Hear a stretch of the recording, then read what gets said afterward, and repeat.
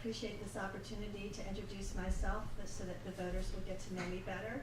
My background is in business. I used to work for Shenandoah Life Insurance Company, where I automated their reinsurance department. I was fortunate enough that when my first child was born, I was able to leave there and stay home and be able to successfully manage our investments out of the home while I raised my children. My oldest son just graduated last year, cum laude with a business degree from Roanoke College, so I'm a proud mother. And he wants to stay here in Roanoke. He knows what a wonderful quality of life we have in Roanoke. And he has a decent entry-level job. The problem is if he moves up in that job, he'll end up having to move out of Roanoke. And I see that happen not just to where my child's age is, which is in his 20s, but for other people when businesses have left, whether it was Advanced Auto, Norfolk and Southern, or Valley Bank. We've lost a lot of our high-income career growth opportunities out of Roanoke. And I'm excited about the opportunities that are coming here. The brewery, the Eldor factory up in Botetourt is all wonderful, but I want to really also focus on supporting our local businesses to make sure that it's easy for them to grow here and that they know how valued they are to stay here. And one of the ways I would like to address that is by having a one-stop shop at City Hall. I've talked with business owners who say that they've been frustrated where they've had to go to one department after another to get various permits. I think it's really important that business owners have one place to go to downtown, give the city the information they need, and then have the city decide where it needs to go. The business owners need to get in, get their business done, and then get back and focus on their own businesses. So that's one of the things I want to do. And I'm sure I'll answer the rest of the questions as they come up, but I appreciate this opportunity. And my name is Freeda Cathcart.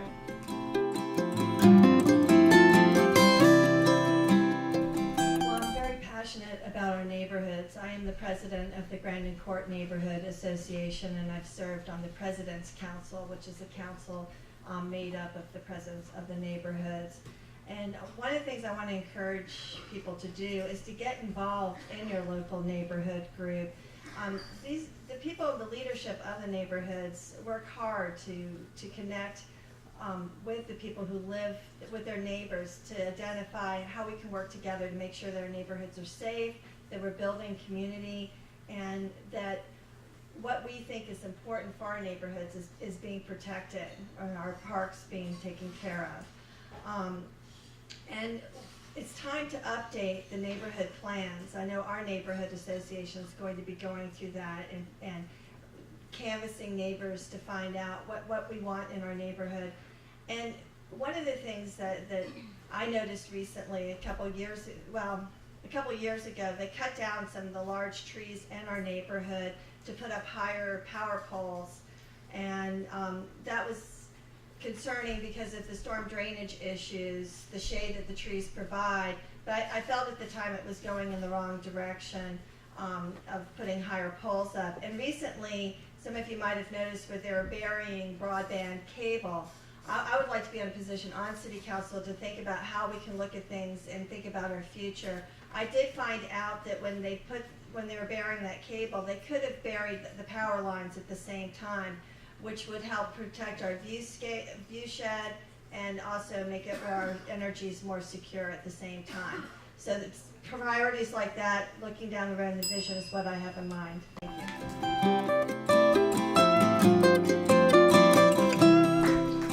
Well, it's imperative that we improve our public transportation system.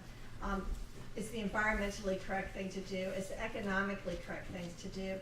A lot of people are coming out of college with enormous college debt, and they're not going to be able to afford a car and to buy a house.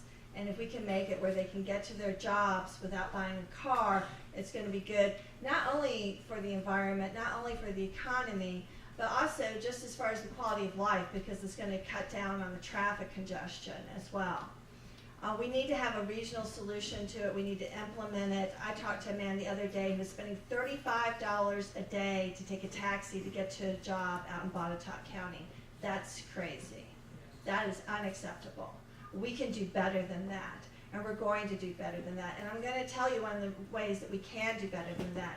The formula that the federal government and the state government has to fund public transportation in Roanoke is based on how many miles it goes. My suggestion is that they add to that formula the per capita income, because Roanoke is living in a depressed economy. We have low per capita income.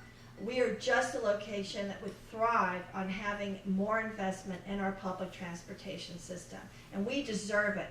We deserve those state dollars, we deserve those federal dollars, and as a member of the City Council, I will fight to get those dollars here in Roanoke and make a difference.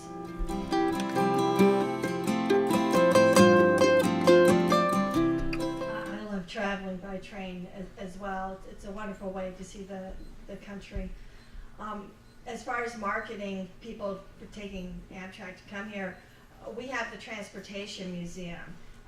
A lot of people don't realize how many people come to Roanoke to go to that museum. So that's an obvious thing as far as bringing people here. The scenery that we have in Roanoke, the arts, the culture, is all important. Another way to look at it is people who maybe work in Richmond or Washington, D.C., who want to work there during the week and come back here on the weekends. There's a lot of potential that we could do for increasing ridership for Amtrak and to bring people here to Roanoke and experience our city, whether they're coming here to visit or they're coming here to live. There's a lot of potential there. I was just trying to think about when they do get here, making sure that we are ready for them with a platform as far as making sure that everybody, no matter what their ability is, and I believe that we are going to get that platform that we need, and also having bikes available too, thinking about transportation that's going to be accessible. You know, people can rent a car when they go to the airport, or we're going to have amenities like that nearby, or a better bus system too. So.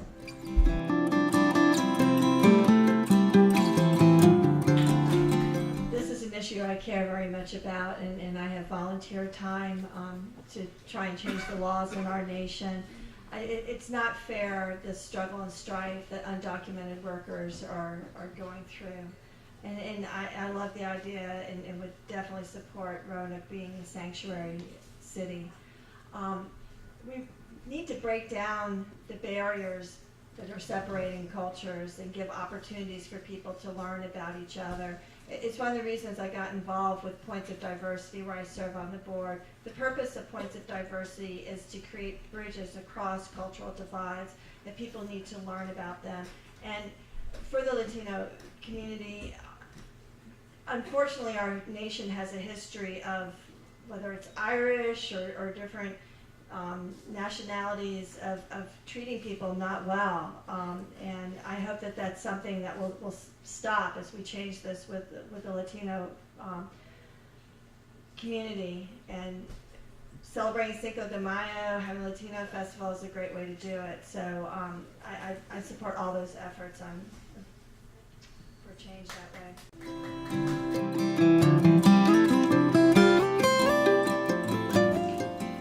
Talk to you about signs. One of my favorite signs is at the MCC church, where on the bathroom door it says "All God's Children." And I want to talk to you about an experience I had 2 years ago when I was running for city council, and I knocked on somebody's door, and she answered it, and I asked for her vote, and she said yes, that she would vote for me. And I asked if she would be willing to host a yard sign, and she said that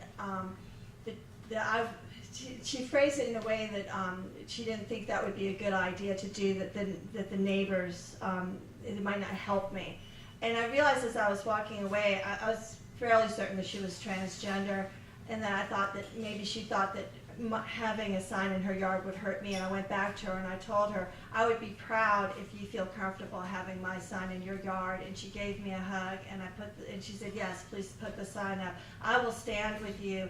I believe that in my heart. It's how I live my life, is to make sure that everybody feels included and valued and have pride in who they are.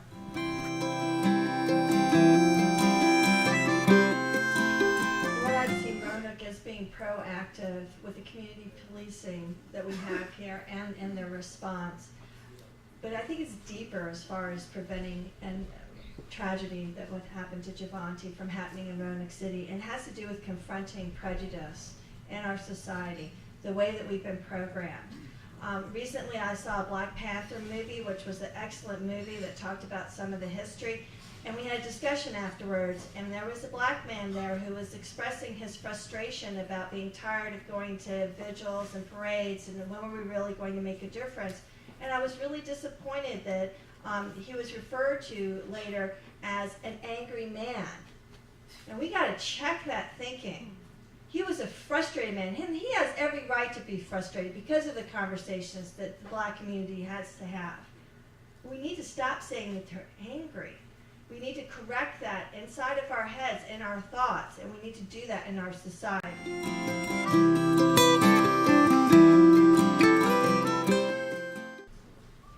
Absolutely.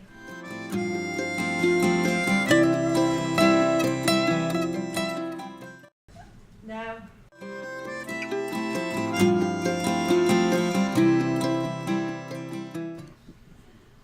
No.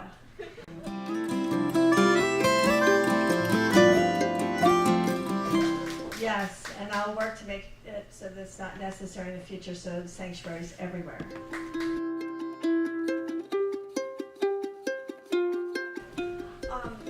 I'm asking for your vote on May 3rd. I am somebody that's dedicated to being accessible to all the people of Roanoke, making sure that we have high quality career growth jobs, that everybody has those opportunities and are treated respectfully. I'll work to protect our quality of life. I'm passionate about being involved and working with people. I'll be very accessible for you on City Council. And I don't expect you to come to City Council to find me. I will be out there in your neighborhoods, walking your streets, spending time in the parks and attending your events to hear what's happening, to help you succeed in your businesses and to enjoy the life that's here. And if there's a problem like the sound volume at Dr. Pepper Park, I want to be working with you to see how we can solve that before it actually ends up at City Council. So I ask for your vote May 3rd. My name is Freeda Cathcart, and I greatly appreciate this opportunity. Wow, I did that.